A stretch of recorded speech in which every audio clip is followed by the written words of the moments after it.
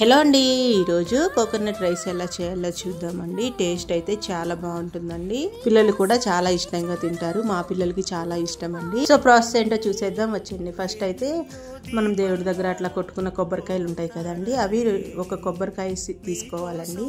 నేను ఒక కొబ్బరికాయ తీసుకున్నాను. నాకు 2 గ్లాసుల మిల్క్ వచ్చింది. సో ఇట్లా చిన్న చిన్న ముక్కలుగా కట్ చేసుకోవాలి. వెనక ఈ బ్రౌన్ కలర్ది ఎందుకు తీసానంటే నెక్స్ట్ ఒక డిజర్ట్ కోసం తీసానండి. అట్లా చిన్న చిన్న ముక్కలుగా కట్ చేసుకొని కొంచెం వాటర్ వేసుకొని ఇట్లా స్మూత్ గా పేస్ట్ లాగా పట్టుకొని పాలనంతా కూడా వడకట్టుకోవాలండి. గట్టిగా పిండితే పాలంతా వచ్చేస్తుంది. నెక్స్ట్ ఆ పల్పుని మళ్ళీ మిక్సీ పట్టుకొని ఇంకొంచెం వాటర్ యాడ్ చేసుకుంటే ఇట్లా 2 గ్లాసెస్ వరకు మిల్క్ వస్తుందండి. సో తీసిన పల్ప్ అంతా కూడా చక్కగా మనం ఎండలో పెట్టుకుంటే డ్రై కోకోనట్ పౌడర్ అవుతుందండి. దాంతో మనం డిజర్ట్స్ చేసుకోవచ్చు. ఇంకా మసాలా కర్రీస్ లో కూడా వేసుకోవచ్చు అండి. నాన్ వెజెస్ లోకి లాస్ట్ లో కొంచెం కొబ్బరి పొడి వేస్తే టేస్ట్ అనేది బాగుంటుంది కదండి. సో కొబ్బరి పొడి మొత్తం కూడా బాగా డ్రై అయ్యేంత వరకు ఎండబెట్టుకొని నెక్స్ట్ ఒక ఎయిర్ కంటైనర్ లో పెట్టుకొని ఫ్రిడ్జ్ లో పెట్టుకోవచ్చు అండి.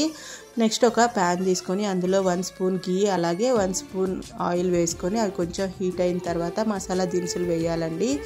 దినుసులతో పాటే కొంచెం క్యాష్యూస్ కూడా వేసుకొని ఫ్రై చేసుకోవాలండి. అవి కొంచెం ఒక 2 మినిట్స్ అలా ఫ్రై చేసుకున్న తర్వాత మనం కట్ చేసి పెట్టుకున్న ఉల్లిపాయ ముక్కలు, పచ్చిమిర్చి ముక్కలు కూడా యాడ్ చేసుకోవాలి.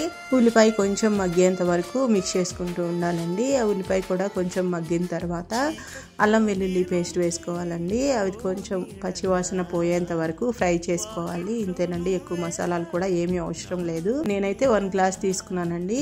ఒక గ్లాసు బియ్యానికి 2 కప్స్ మిల్క్ పడుతుందండి. సో మీకు 2 కప్స్ మిల్క్ లేకపోయినా 1 కప్ మిల్క్ 1 కప్ వాటర్ అయినా యాడ్ చేసుకోవచ్చు. సో వాటర్ అంతా కూడా వేసుకున్న తర్వాత కొంచెం పుదీనా అలాగే ఇంకొంచెం కొత్తిమీర కూడా వేసుకొని ఒకసారి అలా మిక్స్ చేసేయాలండి. ఆ వాటర్ మరుగుతున్నప్పుడు రుచికి సరిపడినంత సాల్ట్, కొంచెం బిర్యానీ మసాలా ఉంటుంది కదండి, అది వేసుకోవచ్చు. మీ దగ్గర బిర్యానీ మసాలా లేనట్లయితే కొంచెం గరం మసాలా కానీ లేదంటే ధనియాల పౌడర్ కానీ యాడ్ చేసుకోవచ్చు. సో ఈ కొబ్బరి పాలు అనేవి శుభ్రంగా మరిగేంత వరకు వెయిట్ చేయాలండి. అవి మరుగుతుండగా మనం ఒక ½ అన్ అవర్ పాటు కడిగి నానపెట్టుకున్న బియ్యాన్ని వేసుకోవాలండి. బియ్యాన్ని స్ట్రెయిన్ చేసి వేసుకోవాలండి. నేను నార్మల్ బియ్యమే యూజ్ చేశానండి. మీ దగ్గర బాస్మతి రైస్ ఉంటే ఇంకా బాగుంటుందండి ఆ ఫ్లేవర్కి.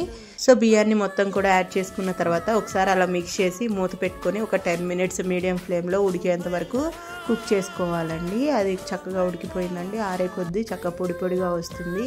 చాలా అంటే చాలా బాగుంటుందండి. మా పిల్లలు మిల్ మేకర్ కర్రీ ఇష్టంగా తింటారు. సో నేను దీనిలో కాంబినేషన్గా ఆలు మిల్ మేకర్ కర్రీ చేసుకున్నామండి. ఇట్లా కొబ్బరి పాలు తీయకుండా ఇన్స్టెంట్గా కొబ్బరితోనే ఇన్స్టెంట్ కోకోనట్ రైస్ కూడా చేసుకోవచ్చు అండి. మీకు నేను మరొక వీడియోలో చూపిస్తాను. ఒకసారి మీరు కూడా తప్పకుండా ట్రై చేయండి. మరిన్ని వీడియోస్ కోసం మన ఛానల్ని లైక్ చేయండి, షేర్ చేయండి, సబ్స్క్రైబ్ చేసుకోండి. మీకు ఏదైనా రెసిపీ కావాలంటే కామెంట్ సెక్షన్లో కామెంట్ చేయండి.